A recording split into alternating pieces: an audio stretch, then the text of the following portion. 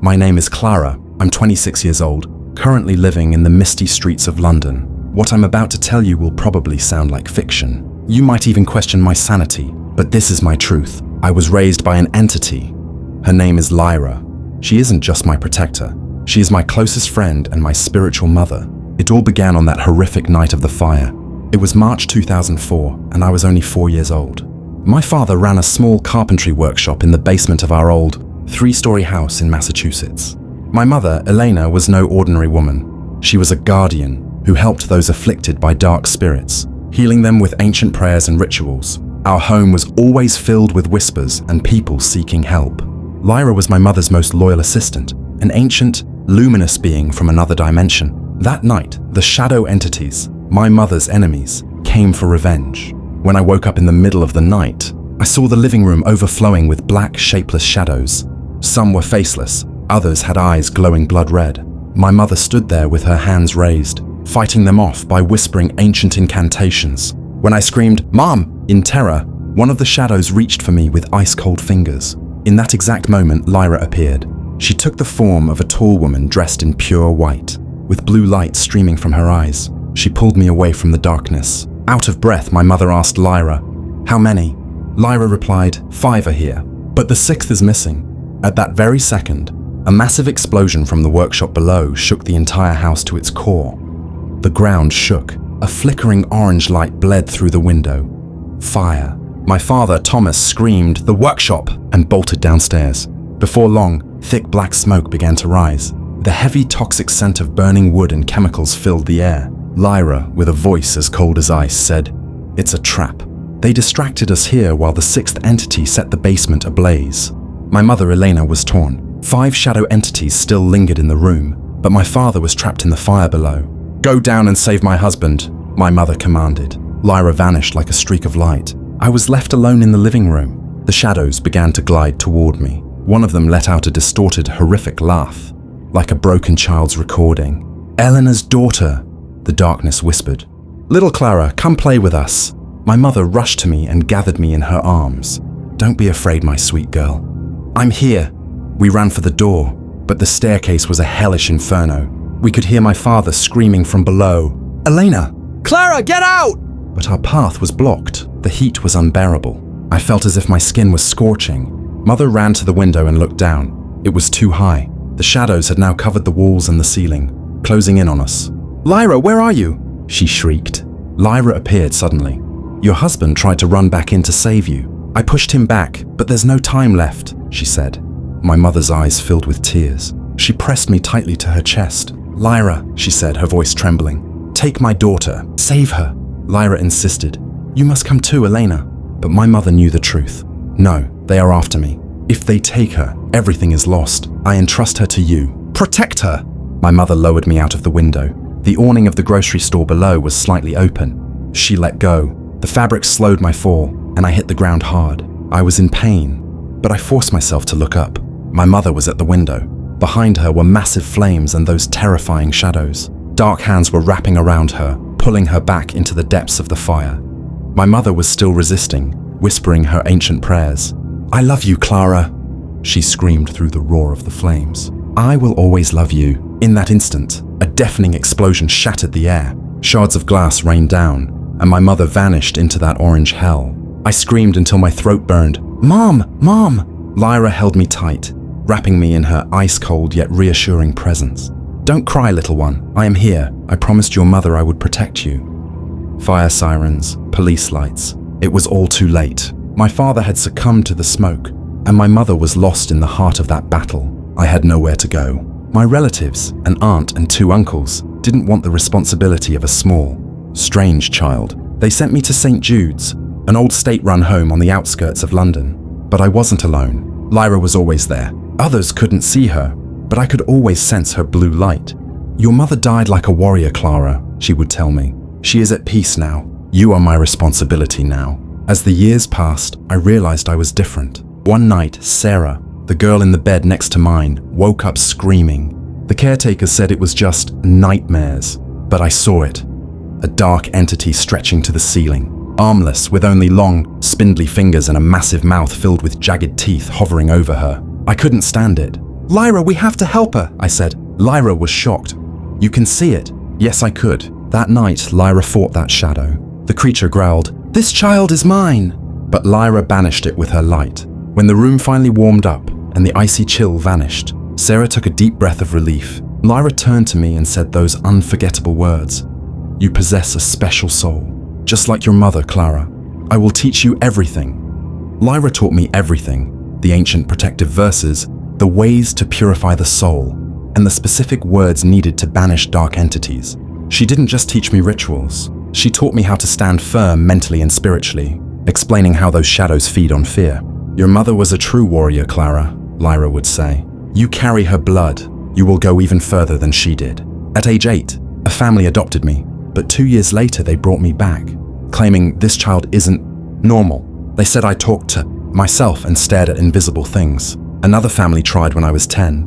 They lasted 2 years. Eventually, I realized that Cold Orphanage was where I belonged. With Lyra by my side, I didn't need a fake family anyway. At 18, I got into psychology at University College London, UCL.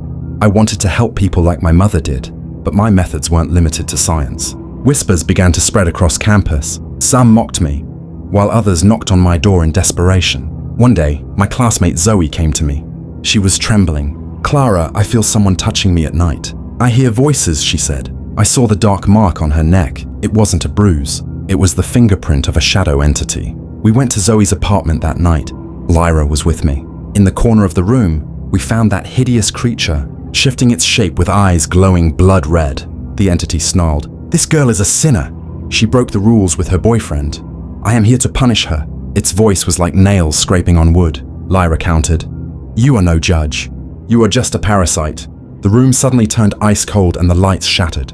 In the darkness, only those red eyes lunged at us. As I recited the protective verses, Lyra transformed into a burst of pure white light. They fought a massive battle of wills, and finally, the creature evaporated with a piercing shriek. When the lights came back, Zoe could breathe again. The heavy weight on her shoulders was gone. "How did you do that?" she asked. "Long story, Zoe, but you're free now," I replied. By then, I was known on campus as the Shadow Hunter Girl, and it was during those days, in my junior year, that I met Mark, the man who would change my life forever. Julian was a literature student. He was handsome, kind, and knew exactly how to use his words. I liked him. For the first time, I felt like a normal young woman. Just Clara. I thought maybe I too could fall in love. But Lyra warned me immediately. "He isn't right for you, Clara. I don't know why, but I have a very bad feeling. Be careful." I didn't listen. Julian and I started dating. For the first 3 months, it was like a dream. We laughed, we went for long walks. But Lyra was restless, constantly watching Julian, muttering, "There is something about this boy. We'll find out soon." After 3 months, Julian invited me to his place. He said his parents were out of town and we could watch a movie. I went to his stylish apartment in Chelsea. Everything seemed normal at first, but as night fell, the atmosphere grew heavy. It was 11 p.m. The movie had ended. "It's late, I should go," I said, attempting to get up. "Stay," Julian said. His voice was different, icy and alien. "What?" I asked, startled. I said, "Stay. You're staying here tonight." A shiver ran down my spine. "Julian, what's going on?" "You're scaring me." Julian grabbed my hand. His grip was like ice and he wouldn't let go. When I looked into his eyes, I was horrified. His brown eyes were gone, replaced by a pitch-black, deep void. There was no pupil, no white. Only shadows and smoke swirling within that darkness. "Lyra!" I screamed. Lyra appeared instantly, filling the room with her massive, brilliant white light. Julian, or whatever was inside him, let out a laugh that shook the room. The voice was deep, coarse, and ancient.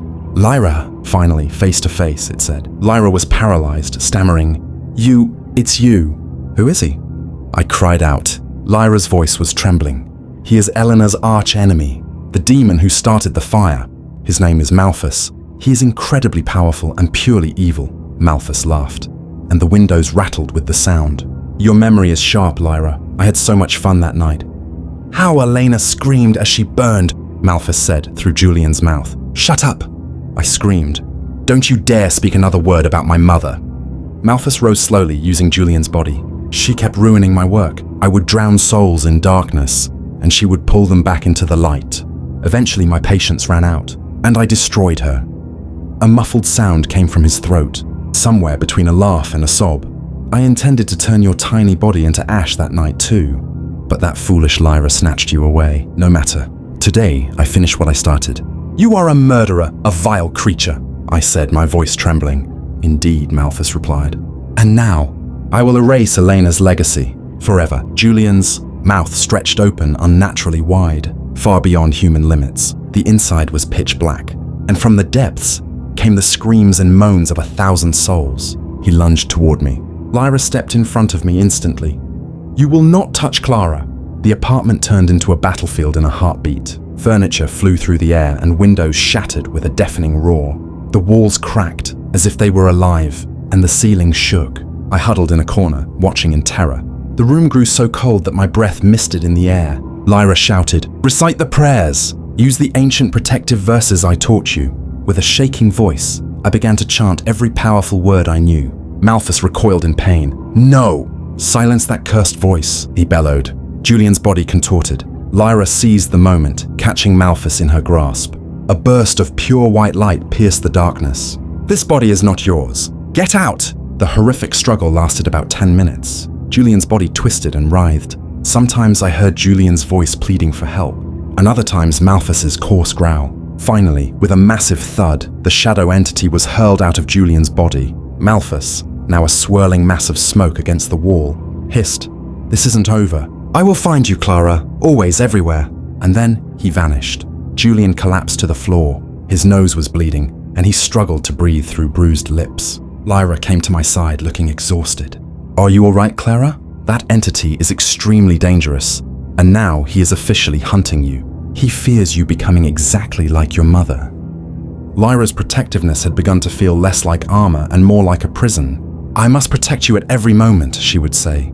She wouldn't let me be alone for even a second. Walking home that night, I felt something snap inside me, being constantly watched, constantly managed. I was exhausted. The next day, Julian was in the hospital.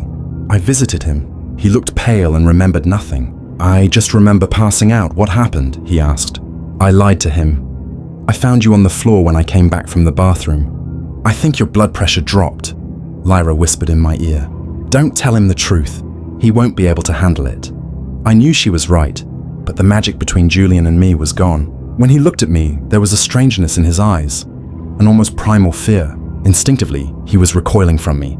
A week later, we broke up. All my anger turned toward Lyra. "It's your fault," I screamed into the empty room. "I can't have a normal life because you're always there." Lyra's blue light flickered. "I'm trying to protect you, Clara," she said sadly, but I didn't stop. "I don't want it. Get out and don't come back." Lyra vanished silently, with a look full of pain. The first 2 days were magnificent.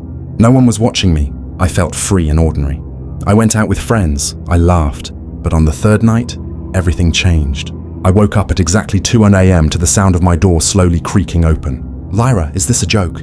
I asked. No answer. I got up and locked the door. But as soon as I returned to bed, the door swung wide open again. Without the sound of the lock turning, the room turned ice cold. The fourth night was a complete nightmare. An invisible, massive hand grabbed my ankles and yanked me off the bed. I hit the floor and screamed, "Lyra, where are you?" Silence. I was being dragged across the carpet toward the door. I tried to grab the legs of the sofa, digging my nails into the floor, but the force was overwhelming. Then, right at the threshold, it suddenly let go. My room was in shambles, and in the darkness, I felt as if I could hear Malphas whispering. My room was in ruins. Amidst the overturned furniture, a message glowed blood red on the wall. Soon. On the fifth night, at exactly 3 a.m., Malphas arrived. He stood in the dark corner as a massive shadow, his eyes glowing like burning embers. "Hello, Clara," he said, his voice sweeping through the room like an icy wind. "Your guardian is gone. You are all alone now. Get out!" I tried to scream, but my voice wavered. "No," Malphas said. "Tonight I erase Elena's bloodline forever." As he drew closer, the room froze. The windows frosted over, and my breath hung in the air. Suddenly, an invisible pressure gripped my throat. There were no hands, yet I was being strangled. My lungs burned and my vision began to fade. "Die," he whispered in my ear. "Die in flames, just like your mother." With my last breath, I cried out from the depths of my soul, "Lyra, in the name of God, come back! I beg you!" In that instant, the room exploded with blinding white light. The walls shook, and the glass shattered.